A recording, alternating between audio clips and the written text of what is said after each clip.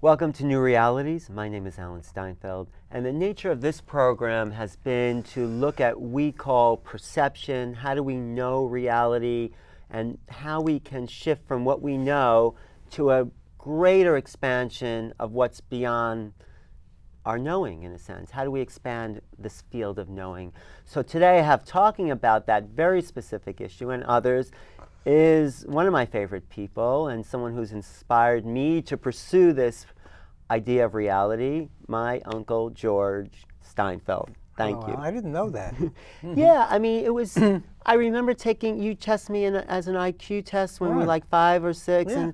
and you know, I thought, wow, a psychologist must look at someone and know everything about them. That was my early understanding. So that was your first mistake. So it's like, so what is this thing this thing of perception and consciousness, and how can actually somebody be smarter than someone else in IQ? And well, tell me your story. I know. Well, I don't believe What? a lot of things that I learned in school, although some things remain the basis of.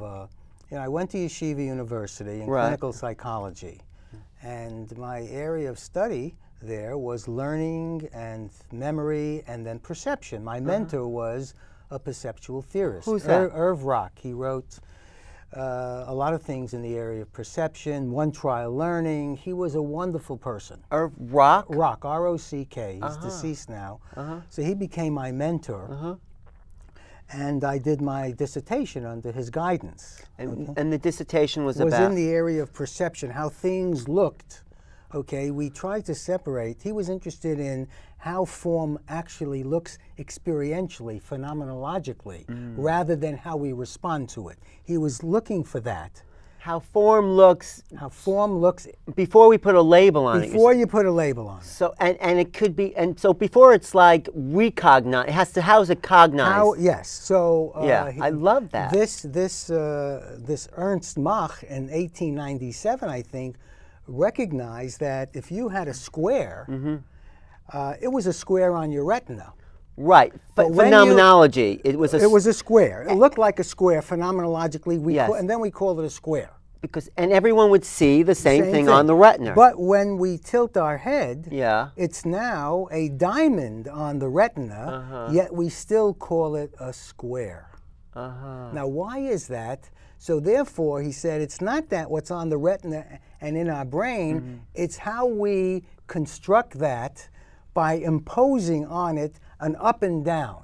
So he was interested in the how we create reality. Okay, that's exactly what I want to talk. So there is a world out there. There's a world out there. Yes, we react to it as a function of who we are, not how it is. Right, because it's everything. It's everything. And so we react based on our experience, our education, or how our brain is wired. Right, and you know, I was just looking at this TED Talks. You ever watch TED Talks? It was a talk about how we know, sort of along the same lines.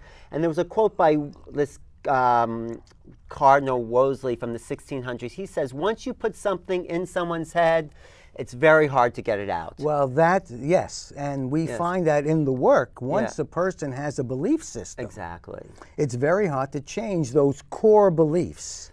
Okay? Right. Those core beliefs. We can change things that flow from those core beliefs, but those core beliefs, people really need to, want to do that, which most people don't want to because it's attached to their identity. Exactly. If they give up their core beliefs, it means everything they've invested in who they are has to change. Well, this was brought home to me with my first patient.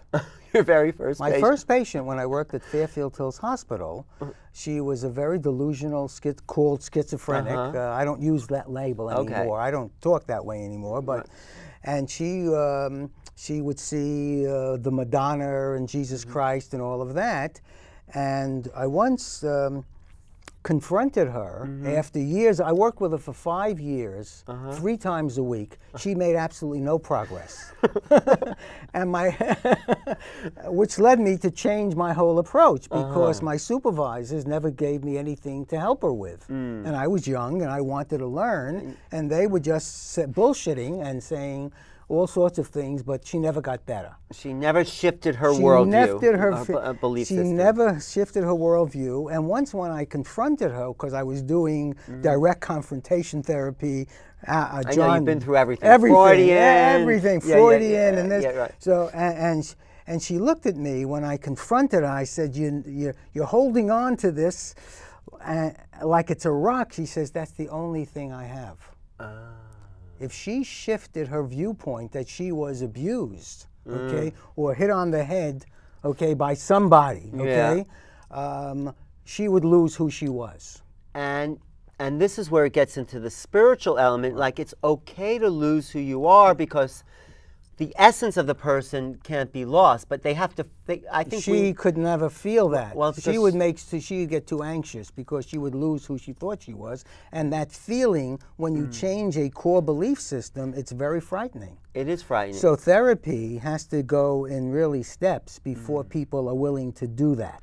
Well, that's why I think you need a strong ego in order to transcend it, to go into the spiritual psychologies that people like you are trying to develop, because I think we really need to evolve psychology that includes this bigger picture, and that's a lot of Ramdas said that. He said you need to have developed your ego before you can transcend your ego. But getting back to that woman, just the fact that she could say that was sort of a shift. But I didn't know what to do with it because I was still struggling to figure out how to help people. Right. And my supervisors didn't help me. So how would you help someone in that position now? First of all, I didn't know there was anything like sexual abuse or physical abuse. That wasn't even talked about in school. No, that was never talked about. Back in the 60s, that was not talked about. In college, in your study for the degree, never talked about. It was never an issue. Isn't that amazing? It was never an issue. So I never even would raise the question. Wow. Did anything ever happen to you? Wow. We've really come a long way as far as that. Yeah. So, but getting back to that woman's experience particularly, she developed then this world based on this abuse and the... well, I didn't know it was abuse. Basically, that's what she thought. She thought of Jesus and mother, you know. But for her, and like R.D. Laing says, those were real for her. They were very real. They were absolutely there. And how do we question someone else's reality? That's right. So how do we? How do we... Like in your work, you can't do it directly. You can't do it directly because it's too scary for people. So you have to chip away in it. But very important to me anyway, where I am now in my shift, you can't, to me anyway, you can't impose that on anybody. They have to be willing to do it. Intentionality to change, to me, at this stage of my development, is one of the most important issues. They have to want to change. They have to want to do it. And in my experience working with patients, or I don't call them patients, clients, because they hire me, they can fire me. That's my belief system. If I don't help them get what they want. So back then, you never had contracts with people. You just go forever. Now you have a contract. You have a contract. When someone comes to you as a client, or you have a contract, what is it that you want to change? Right. And people say they want to change what they think, what they feel, or what they're doing. Right. And within that, there's usually resistance to that. I'm writing a whole paper on resistance. Right. Because part of them wants to change and part of them doesn't want to change. That's right. You have to deal with those two. Right. Because when you get close to having them change, sometimes they leave. That's right. And how do you then talk to that part of them that does want to change? Well, you know, Alan, I've been doing, since my analytic work, I now do energy work. Oh, right. And let's get into that a little bit. And the energy work is a simple thing. If a person says they want to change what they think or what they feel, their anxiety or their depression or how they're behaving, okay, we do the whole emotional freedom technique. Emotional freedom. It's a tapping technique. Even though and what that does is separate what the person is thinking, feeling, and doing from who he is as a person. So even though I have this anxiety, I totally and completely love and accept myself. And the tapping is on acupuncture points. This is the karate chop, that I think because they represent change in patterns of being Well, you know that because you're an acupuncturist. Right. So I think, and this hasn't been defined in acupuncture school, but it changed the way patterns are held in the body. So tapping those points while you're giving yourself affirmations shifts the way we hold energy. What this setup does is get rid of the resistance to getting over the problem. This doesn't get rid of the problem. This gets rid of the resistance to getting over the problem. I see. And if you don't get rid of the resistance to get over the problem, all the work that you do is going to go nowhere because they'll sabotage it, and you'll be complicit in the sabotage. Isn't that the problem? The resistance to getting over the problem. Isn't that really the problem? I think that is the biggest problem in all of this 45 years. That's become my biggest issue. That even though people come to therapy and they say they want to change, when they really start to change, they do all sorts of things. And Freud knew about this, but he didn't know how to deal with it, except 4 or 5 times analyzing the resistance. I don't analyze. So they do all sorts of things when they get really close to the unless, of course, they have a superficial change they want to make. And even then, they resist. But once, let's say I have a phobia. Right. Even though I'm afraid of heights, I totally, completely love and accept myself. Okay. Right. Okay, and now we test them kinesiologically, right? This way or with your head to see if I want to get over my phobia. The person says yes. I give them a list of about 100 questions now of resistances. I'm afraid to get over my fear. It's too hard for me to get over my fear, okay? And, depending on what they say. So let's say they're afraid to get over their fear. I'm afraid to get over my fear. Even though I'm afraid to get over my fear because something terrible is going to happen, I totally and completely love and accept myself. Then I test them again. Are you ready to get over your fear? He says yes. Okay. Now we work on getting over the fear. I see. And then you go to a whole And then I go level. another whole level. Okay, anxiety over heights, okay? I'm afraid to go into... And so you keep tapping, tapping on the acupressure points. And I give them a SUD level. How anxious are you when you go into an elevator, for example? I go into an elevator. I'm a 10 out of 10. Yeah. Okay, imagine yourself in the elevator. And so the tapping you're finding really shifts. This emotional freedom technique. Yes, totally all over the world they're doing it.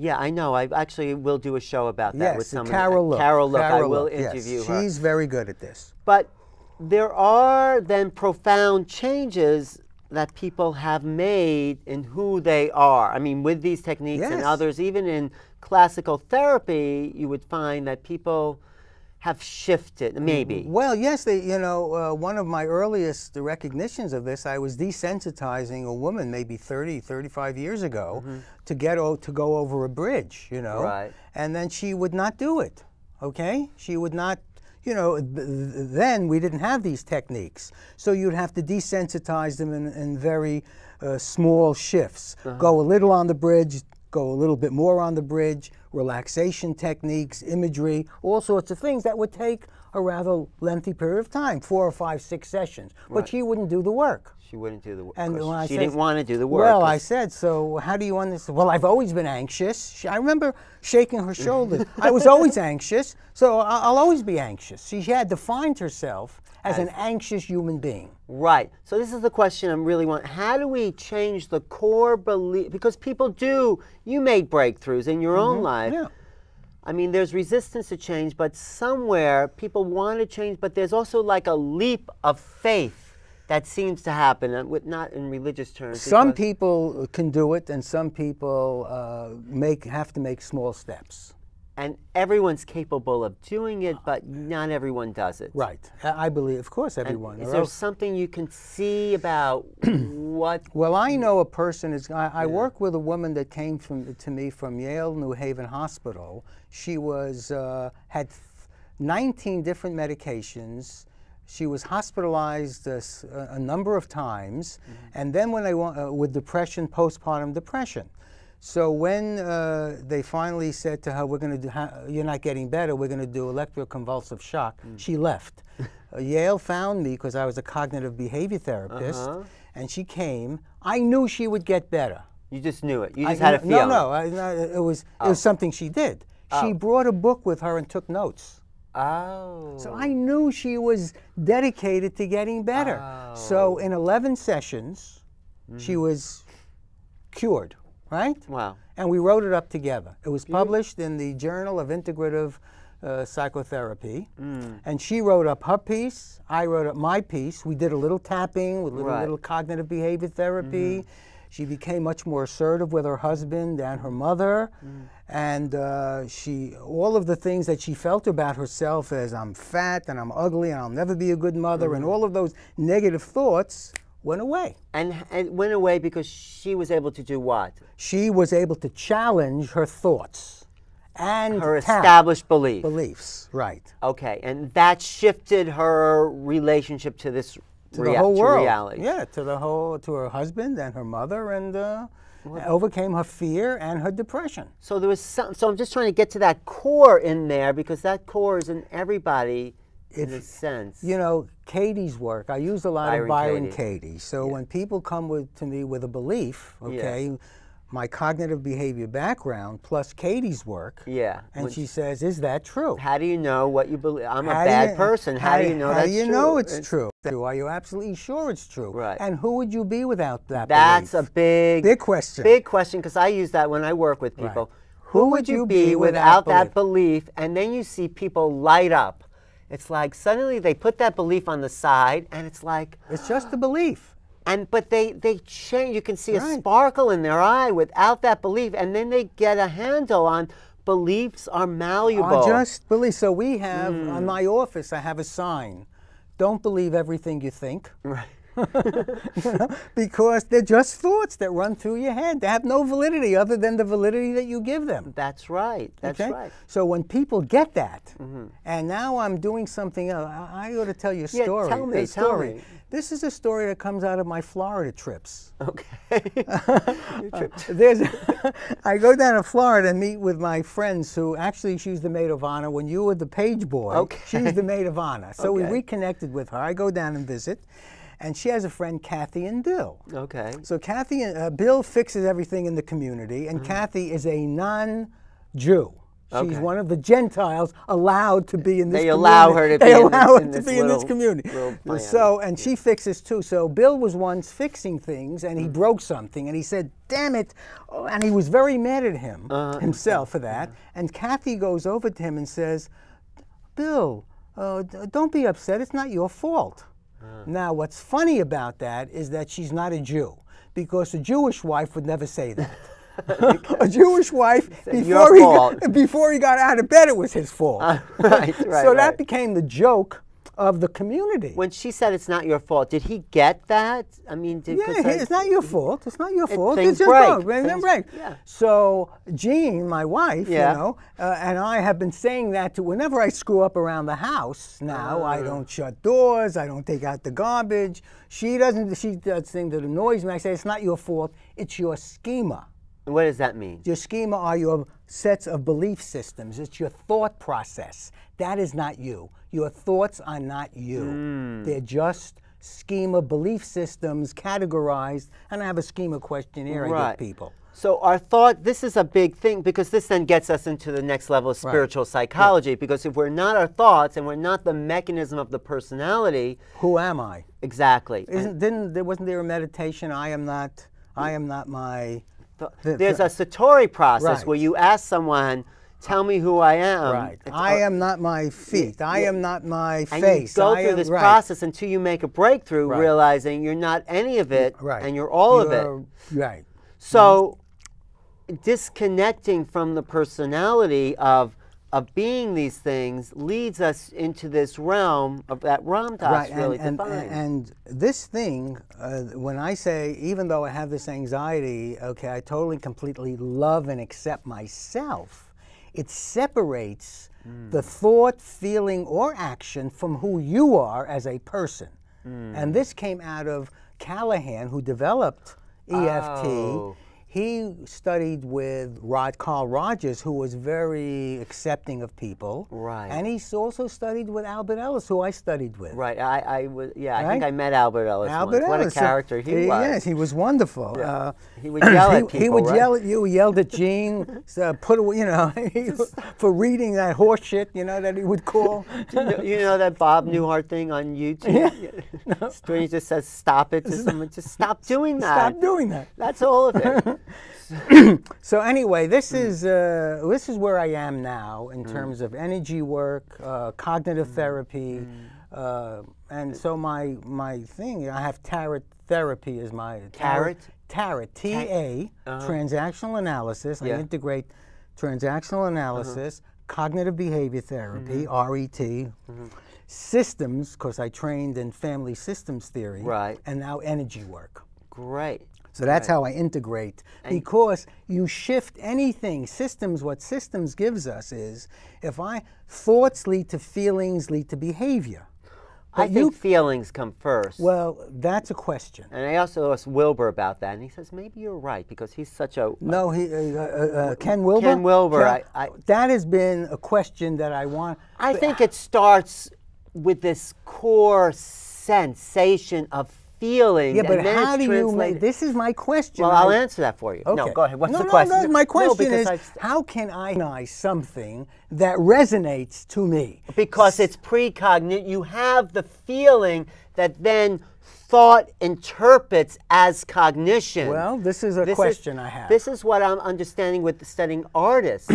Artists have a feeling about reality before they put into thought. So it's the feeling they're trying to communicate that they don't actually have a form to put it on. It's pre-form. It's precognition. It's apprehension before comprehension, as Shakespeare would say. It's like there's this feeling, and this is where all words come out of. But that feeling, it's an intuitive sense. Yes. But intuition itself is based on some little perception. Of a feeling. No, it's a but you're perceiving something that you are now interpreting, even though you can't put words onto it. This is but this is what I'm really interested in. I'm interested in too, but I want the neuroscientist to help me with this. Well, I want my brain hooked up. Well, there's a book called Art and Vision, and she says, I think Margaret Livingston from Harvard says, we make images out there. I see the camera. But it's not a camera until I make it into that. Well, the Buddhists say the same thing, and that's the basis for the work that you were interested in me doing. When I had those street figures, those blotches. The abstract, the Rorschach? Not the Rorschach, but what I worked with in the experiment that you were interested in. Oh, right. I put little... Tell people about that experiment. They're street figures. They look like black dots. Yeah. But if you look at them long enough, they snap into... Oh, the third eye thing, the 3D thing, It's not 3D, but it snaps into a meaningful object. Yes. Okay, so my original mentor said, how can we understand that phenomenon perceptually? What happens to give us a perceptual shift like that? So my experiments, which I will send you. Yes, please. I would read, had different groups. I would read them different stories. Let's say I would read you a story of a ship. I would read another group a story of a boy on a bicycle. Right. Okay, or something to do with bicycles. Okay, or groups of you. And other people you wouldn't read a story at all. And another people, no story. Right. Okay, and then I would flash these little things on the screen to see if you would recognize the ship. These were abstract. They were parts of a ship, but if you looked at them, they would be abstract. They were abstract. But when the people who read the ship story, recognize them as much more quickly. Because they were pieces of a ship. Well, they were just pieces, but then they snapped into. Right. So there was a perceptual shift based on I developed a theory. Yeah. It's called priming. If you prime the associative network, that then reaches out into the world and creates that reality. Exactly, exactly. So we're all primed from the beginning, from the time we're born, or maybe even before. Yeah. We're primed to think and see things a certain way, and that creates our reality. Right. Which is what the Buddha said. See, this is why I think it's the artist's role to cognize new patterns of perception that they're not even aware of, but because they're so in the flow of this creativity, they sense. Ezra Pound said that the artist is the antenna of humanity. They sense things before it's actually perceived. So because of the abstract painters before Einstein, maybe Einstein was able to put together his theories based on these early cognitive perceptions of artists. Well, maybe, yeah. And I think there's a book called Art and Physics where it demonstrates that. So I'm saying it's the creative part of us that is constantly looking for new patterns. New patterns at other people that can then recognize what these people have cognized. Right. And this is our evolution as a conscious species, is to keep evolving our perceptual patterns of information. Okay. And I think this goes back to the sense of feeling. There's this is just my theory. Yeah, no, well, I don't know. I think it starts with this core intuitive sense of there's something else here. There's something, I'm going to see something, there's something else, there's something new, and there's always something new. But the Buddha said, right, didn't Buddha say that we perceive objects? Yeah. And there's really form is emptiness, emptiness is form, something like that, he said, where we just perceive an object, right? And then the meaning of that object, which we construct, is based on our past experience. The mind constructs reality. Well, there's that story about the ships going around South America, and the Indians couldn't identify. They couldn't see the ship. They never saw anything like that, and they couldn't see it. And it took the shaman of culture to say, "Hey, that's a new way of looking at things." And then they saw it. And they saw it. It's like. People look at black and white pictures. Or I remember the first time I saw a television, I couldn't put together all these dots until something came together, like those people who saw the ship. It came together in this perceptual form because I wasn't trained to seeing this. So we make these leaps in perception. But what if we were looking at something we never saw before? And I talk to people about UFOs along these lines. And people block that out because there's no reference for a UFO. But I've seen things that other people haven't seen, and we're looking at the same image because it's not in their awareness to see it. So this is the evolution of perception and culture and psychology and cognition. Didn't William James say, and Ram Dass talked about this, that all around us, separated by the filmiest of veils, are different realities. And when you just flip, flip your perceptual apparatus, you see things that you haven't seen before, that you never knew existed. And they're here all the time, and this is our evolution. But going back to the schizophrenic, let's say, or whatever you want, did they see things that were actually there because of this flipped in perception, or were they projecting onto reality an inner drama that they couldn't deal with?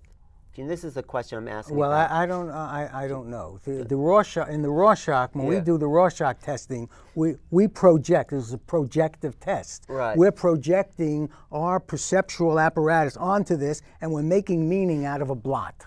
Which is what we're doing out there. Which we do with reality all the time. We're just making meaning out of it, and that the meaning may serve us well, or the meaning may not serve us well. A lot of people give you meaning to things, and then they kill you because they think you're the devil, right? And they kill you. Or I can say, this is God in operation, and then I don't kill you. But the other thing about the retina test, so there's impressions on the retina, obviously, but we only recognize, we're only programmed certain impressions, even though there's an impact of an infinite amount. So we have to recondition ourselves to see more of reality all the time. I think therapy, people come into therapy, getting back to therapy, with a certain viewpoint of who they think they are, who they think the world, others are, what the world is all about. And Ram Dass' statement is poignant to me. He said, who are you after you finish being who you think you are? Right. Which takes, and once I told this to a friend's wife, a colleague's wife, she says, George, when you ask me that question, I was just repeating what Ramdas said because it got to me, right? She said, when you ask me that question, it makes me so nervous I don't even want to talk to you. Right. Because it scared her. Who is this person that we've identified with? Right.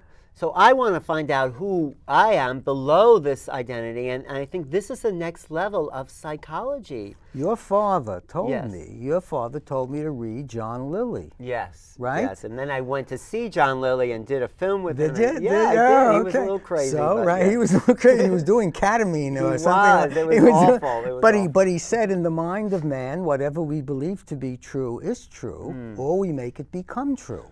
Right. That's what self-fulfilling prophecies are all about. Well, that's what clients do when they come to, they have a certain belief system and they make happen.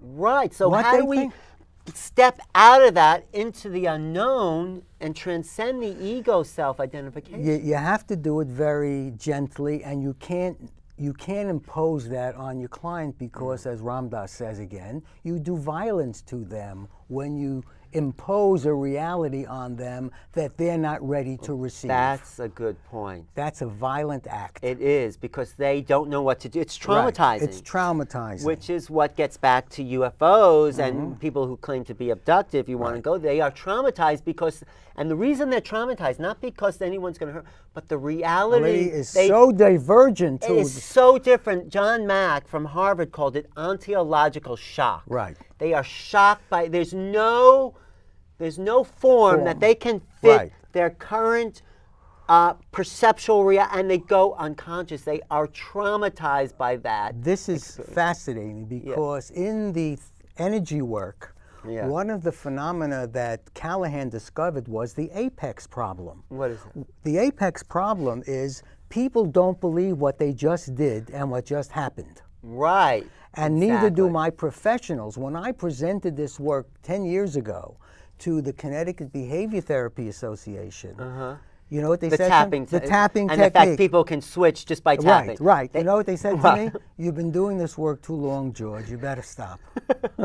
So then we presented at the Connecticut Psychological Association. Since that time, more and more people are being open to this thing because this is so foreign to the psychologist's way of doing things. They can't explain it. They can't explain it, so they say it's not true. It was a shill, which I thought originally too. There was a shill in the audience. It wasn't a big problem anyway.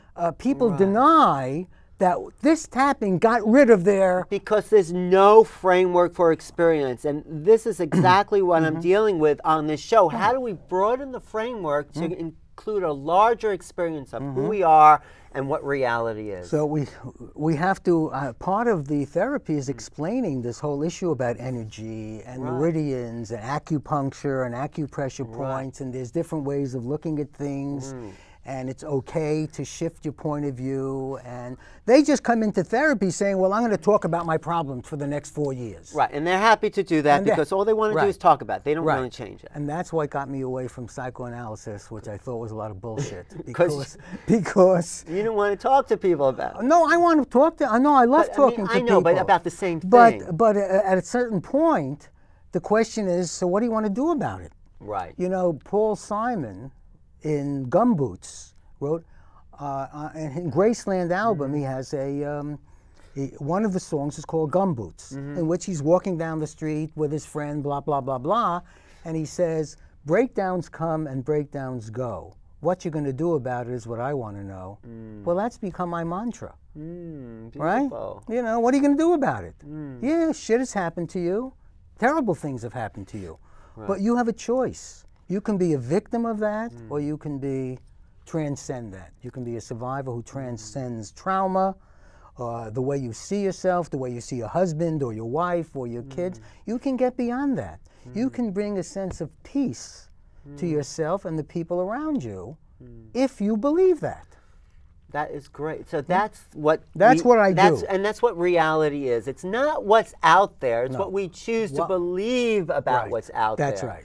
And we can choose to believe something different. You can choose to believe something different. That's right. That is beautiful work. I love it. So that's why I don't want to give it up. Don't give it. Have a drink. I don't. Gene always says, "Stop! You're working too much." I say, I love my work because it makes me very present. When I'm when I'm not working, my mind drifts to, But when I'm with somebody, I'm with somebody. And you're really tuned into the energy field. And I'm really tuned in. I'm tuned in. I'm trying to figure out and listen and see what can I do to maybe help them shift a little bit, and bring them a sense of peace. And do you feel every client you work with that does shift, it's you that's shifting as well? Because it's a part of you. Do you feel that? I get great joy out of not all of my sessions. Right. Because when everyone is different. When someone is really into this work, it really resonates. I'm telling, just uplifts me because it's wonderful to see when they shift. Do you know the work of Len Ewan, who would go and pick out people's files in this mental institution and take on the energy, and he would become the patient, and all he would say, this was criminally insane, he would say, "I'm sorry. I love you." Do you know that work? No, I don't. Oh, it's amazing. He was able, and it's a whole nother level here, he was able to shift people by tapping into their energy fields and apologizing and feeling compassion for the crime they did. He would take it on. He would say, he would clean the energy. Well, it's like Tonglen meditation, where you take on the suffering of others and you breathe out peace and love and compassion to them. You take on their suffering when you breathe in, and you breathe out love and compassion. This is the work of, what's her name, Pema Chodron. Oh, right, combining Buddhism. So let's, as in these final few minutes, how do we integrate this new understanding of who we are as energy systems, right? Like Thomas Kuhn in the structure of scientific analysis or something. Right. He said we need to include the anomalies in order to go to the next paradigm. And to also pick up what Eckhart Tolle says, that life is living us.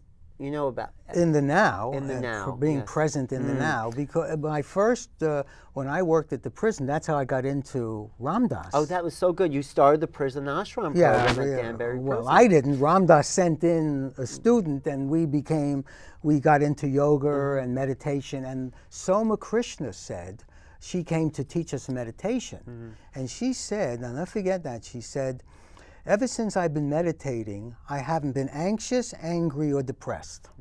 I said, well, that's the world. And I didn't know anything about meditation or anything like that, because I hadn't even known Ram Dass work then. Right. But through Paul, who came in to teach us yoga, he was a TWA pilot, dropout, he introduced me to Ram Dass, and then that changed my whole life. Ram Dass work changed my whole life. The prison work helped me. Because what Ram Dass did for you is real, because he would say, okay, who's in that little spacesuit over there? Right. You realize that, and I've interviewed him, and he was really great to connect. He says, I mean, that there's something more to us than this personality. Like where I'm looking at you, you're looking at me, we're looking at the same person, which is what namaste means, right? Right. I honor the place in you, which when you're living in that place and I'm in that place, we're the same person. Right. We're the same person. And you're the same person, and certainly your father is the same person. I know. And for me, too, I have this other piece of my father, too. Because it was through his openness and his willing to go beyond his orthodox upbringing and try, and his restlessness, right, to go to Buddhism, that inspired me to say, you know what, there's another way to look at reality. And that was a big inspiration. You know, he was also had that grounded part of having to make a living in a family because of growing up in the Depression and all that. And but he did give me that gift. Yeah, well, it's wonderful. And he gave you that too. Okay, good. Thank you. All right. And I'm really happy that you have, because I wasn't aware of the spiritual sense that you have that you are bringing to patients. Yeah, well, that's the only thing I have to offer. That is great. And we keep working on ourselves. Yeah, we work on ourselves. thanks for being a guest. Well, thank you. And showing us new realities. I've been talking to George Steinfeld, happens to be related to me, my uncle, and a great therapist, and really someone who's pushing the envelope of what it means to include spiritual psychology and expand who we are as these beings evolving here on the planet. Do you have a website? Or yeah, it's drgeorgesteinfeld.com. Dr. George Steinfeld. This is Alan Steinfeld for New Realities, and if you have any questions or comments about this, email me at newrealities@earthlink.net and check my website for these interviews and other interviews. Thank you for watching. Thank you.